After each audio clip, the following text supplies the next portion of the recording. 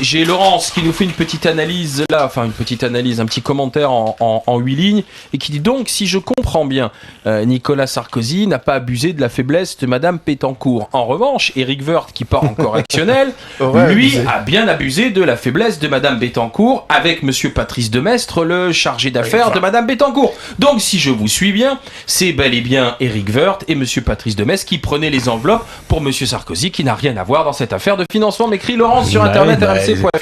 La démonstration. Mais on peut très bien l'entendre, ça. C'est évident qu'on peut très bien l'entendre, mais c'est faux. Voilà, c'est une supputation. On n'a pas la preuve que finalement c'est elle peut l'affirmer en tant que telle, mais elle ne connaît pas le dossier suffisamment pour pouvoir. C'est un petit raisonnement. C'est une parenthèse, il en a croqué personnellement. En plus, il en prenait au passage. C'est ça. Les enveloppes, il les rendait pas tout de suite. Il était là au quotidien. Il dirigeait pas une association sans but lucratif.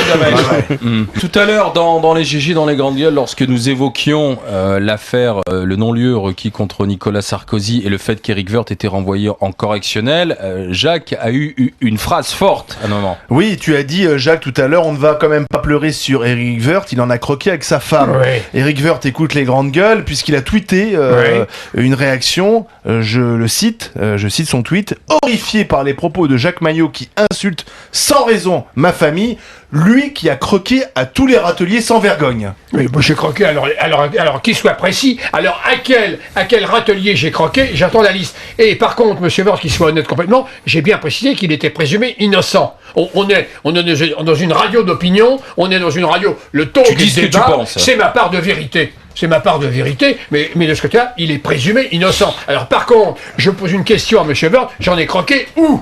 Alors, toute ma vie, c'était essentiellement Nouvelle-Frontière. Si j'ai croqué à Nouvelle-Frontière, j'attends des précisions de la part.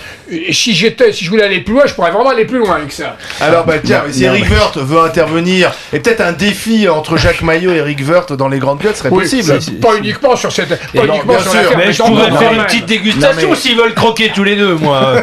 J'amènerai un peu de viande, de barbecue. Je répète bien qu'il est présumé innocent. Mais par contre, j'attends la liste concernant Maillot.